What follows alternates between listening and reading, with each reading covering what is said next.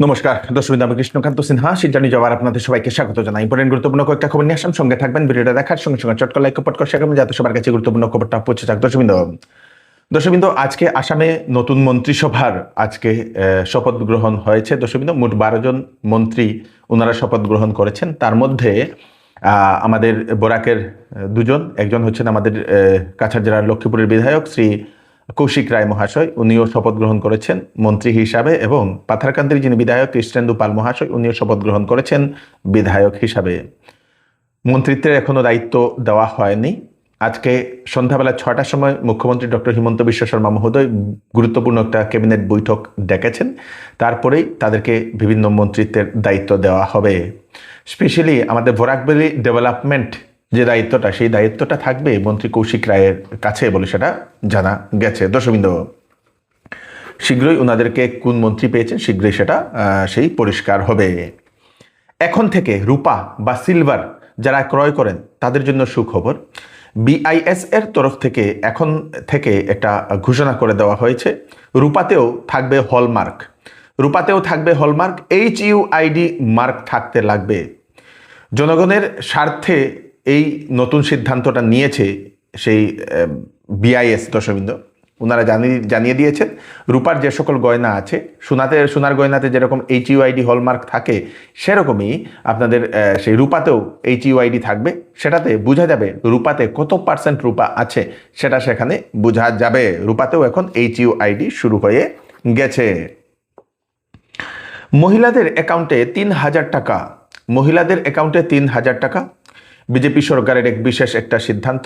অন্নপূর্ণা ভাণ্ডারের অধীনে 3,000 টাকা, সেটা কোথায় দেওয়া হবে? বহু নিউজ চ্যানেলের মধ্যে সেটা দেখে মহিলারা মনে করছেন যে আমাদের আসামে দেওয়া হবে বলে, কিন্তু সেটা আমাদের আসামে নয়, সেটা পশ্চিমবঙ্গে অন্নপূর্ণা ভাণ্ডার। সেই অন্নপূর্ণা ভাণ্ডারে মহিলাদেরকে 3,000 টাকা প্রতি মাসে অ্যাকাউন্টে দেওয়া হবে। তার জন্য 12টা নথিপত্র লাগে, তার জন্য ভেরিফিকেশনের জন্য 12টা নথিপত্র লাগে, এবং সেই 12টা নথিপত্র দেওয়ার পরেই তারা সেই অন্নপূর্ণা ভাণ্ডারের টাকা 3,000 টাকা করে সেটা পাবেন। সেটা পশ্চিমবঙ্গের জন্য, আমাদের আসামের জন্য নয়। পাথারকান্দিতে যে দুজন মুসলিম যে যুবককে যে মারধরের যে ঘটনা ঘটেছে, সেই ঘটনার পরে দুজনের চিকিৎসা শিলচর মেডিকেল কলেজ এবং হাসপাতালে চলছে, এবং সেখানে সেই দুজনের কন্ডিশন এখন বহুত ভালো ইমপ্রুভ হয়েছে। আজকে সুনাই যিনি বিধায়ক আমিনুল হক লস্কর মহাশয় তাদের সঙ্গে সাক্ষাৎ করেছেন, সেটা দেখা গেছে। পুলিশ এখন ঘটনার তদন্ত শুরু করে দিয়েছে। অ্যাকচুয়াল ঘটনাটা কি, আসলেই কি, আদৌ কি গরু চুর না অন্য কিছু, সেটা এখন পুলিশ তদন্ত করছে বলে সেটা জানা গেছে। কয়েকজন অভিযুক্তকে পুলিশ গ্রেফতারও করেছে বলে সেটা জানা গেছে। পুলিশ এখন তদন্ত করে বের করবে যে আসলে সেই যুবকরা কিসের জন্য সেই গ্রামে গিয়েছিল, সেটা এখন পুলিশ তদন্ত করবে বলে সেটা জানা গেছে। কাছাড় জেলার উধারবন্দে প্রশাসনের উচ্ছেদ অভিযান।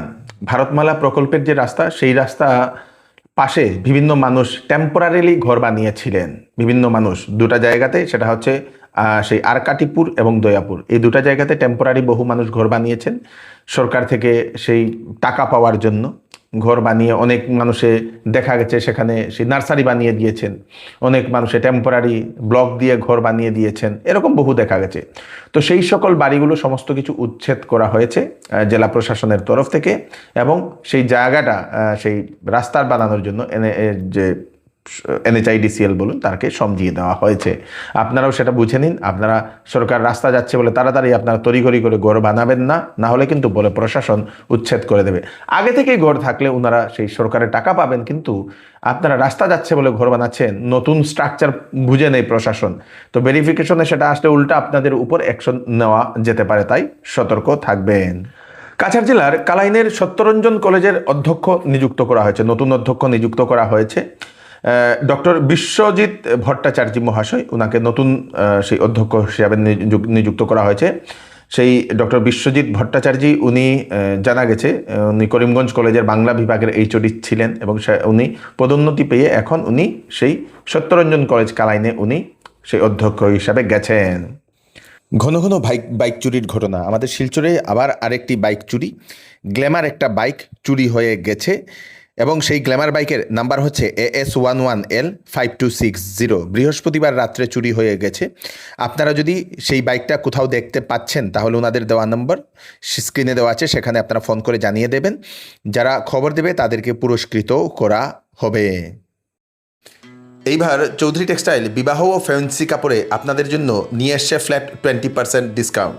সঙ্গে রয়েছে বাম্পার অফার। 5,000, 10,000 এবং 20,000 টাকার কেনাকাটাতে থাকবে আকর্ষণীয় বাম্পার অফার। যে কোনো প্রোডাক্ট, যে কোনো কাপড় পছন্দ না হলে 10 দিনের ভিতরে আপনারা ফেরত দিয়ে কাপড়ও নিয়ে যেতে পারবেন অথবা টাকাও নিয়ে যেতে পারবেন। চৌধুরী টেক্সটাইল, ফাটক বাজার, গলি নম্বর 2, শিলচর। আসন্ন মনসুন সিজন উপলক্ষে শ্যামসুন্দর জুয়েলার্স আপনাদের জন্য নিয়ে এলো 22 ক্যারেট হলমার্কযুক্ত সোনার গহনার মজুরির উপর ধামাকেদার 55% পর্যন্ত ডিসকাউন্ট এবং হীরার গহনার উপর ফ্ল্যাট 20% ডিসকাউন্ট। সঙ্গে পাচ্ছেন পুরাতন সোনার পরিবর্তে নতুন HUID যুক্ত সোনার গহনা নেওয়ার সুযোগ এবং প্রতি রবিবারে কেনাকাটার সুবিধাও আছে। তাই দেরি না করে চলে আসুন Shyamsundar jewellers, central road, Silchar. ভারতে লঞ্চ হয়েছে নতুন পেট্রোল এবং সেই পেট্রোলের দাম 82 টাকা। সেটা অনেকবার আপনারা শুনেছেন, নীতিন গাডকারি মহোদয় বারে বারে উনি ইথানল বলে উনি অ্যানাউন্সমেন্ট করেন। অবশেষে সেরকম একটা পেট্রোল লঞ্চ করা হয়েছে, E85 পেট্রোল। E85 পেট্রোলে কি থাকবে? 85% থাকবে ইথানল, বাকিগুলোতে পেট্রোল বা অন্যান্য যে জিনিস থাকবে। সেটা ডিজাইনড ফ্লেক্স ফুয়েল ভেহিকেল। নতুন এখন গাড়ি বানানো হচ্ছে বিভিন্ন কোম্পানি। টয়োটাও একটা লঞ্চ করেছে এবং তার সঙ্গে সঙ্গে মারুতিও একটা গাড়ি লঞ্চ করেছে, যেটা এই ইথানল 85 E85 দিয়ে চলবে। E85 দিয়ে চলবে এবং ভারতবর্ষের প্রতিটা সেই পেট্রোল পাম্পে সেই E85 পাওয়া যাবে। E85 হলে কি হবে? বাইরে থেকে আনতে লাগবে না। ইথানল যদি হয় তাহলে বাইরে থেকে আমাদেরকে পেট্রোল ইম্পোর্ট করতে লাগবে না এবং সেই আপনাদের সেই কি বলে ইথানল আমাদের ভারতেই প্রোডাকশন হয়, সেজন্যই E85 পেট্রোলটা লঞ্চ করা হয়েছে।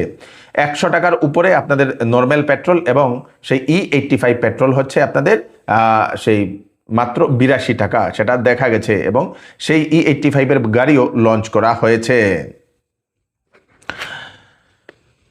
শ্রীভূমির বালিপিপালা এলাকায় পুলিশ অভিযান চালিয়ে একজন নাবালিকাকে উদ্ধার করেছে। দর্শকবৃন্দ, সোনাপুরের একজন ব্যক্তি সঞ্জয় দাস, সেই সঞ্জয় দাসের মেয়েকে অপহরণ করেছে একজন যুবক, অপহরণ করে নিয়ে যায়। যাওয়ার পরে নাকি একদিন পরে সেই পরিবারের কাছে ফোন যায় যে তোমার মেয়েকে নিয়ে যেতে পারো, কিন্তু তোমাকে এগ্রিমেন্ট করতে লাগবে আমার কাছে বিয়ে দেওয়ার জন্য 2 বছর পরে। এরকম একটা সেই হয় দর্শকবৃন্দ, কি বলে শর্ত রাখে মেয়ের বাবার কাছে নাকি ছেলে এরকম একটা শর্ত রাখে।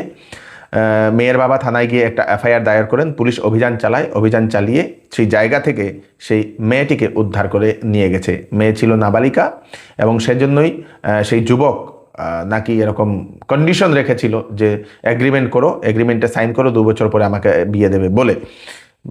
মানে কি যে কি ঘটনা শুনবো দর্শকবৃন্দ, এগ্রিমেন্ট করে বিবাহের জন্য আগে থেকেই হয়তো মা বাবা হয়তো মানছিল না, এরকম মনে করা হচ্ছে দর্শকবৃন্দ। ধলাই বিধানসভার পালংঘাট গ্রামে খাল থেকে উদ্ধার এক যুবকের মৃতদেহ। নাম হচ্ছে কুশল দাস, 35 বছর, জামালপুর রুকনি পার্ট 3-তে। পরিবারের লোকেরা জানিয়েছেন সেই ব্যক্তি নাকি অতিরিক্ত মদ্যপান করত এবং সন্দেহ করা হচ্ছে সেই অতিরিক্ত মদ্যপানের কারণেই হয়তো সেই নালাতে বা খালে পড়ে গিয়েছিল এবং সেখানেই তার মৃত্যু হয়েছিল বলে এরকম অনুমান করা হচ্ছে। আজকের জন্য এতটুকুই। তাড়াতাড়ি আমি 9টা আপডেট দিয়ে দিলাম, সবাইকে পাঠিয়ে দেবেন যাতে সবার কাছে পৌঁছে যাক। আমি কৃষ্ণকান্ত সিনহা, আবার নতুন একটু ফ্রেশ আপডেট নিয়ে আবার আপনাদের সবার সামনে ফিরে আসবো। ততক্ষণ আপনারা সুস্থ থাকবেন, সেফ থাকবেন। ধন্যবাদ।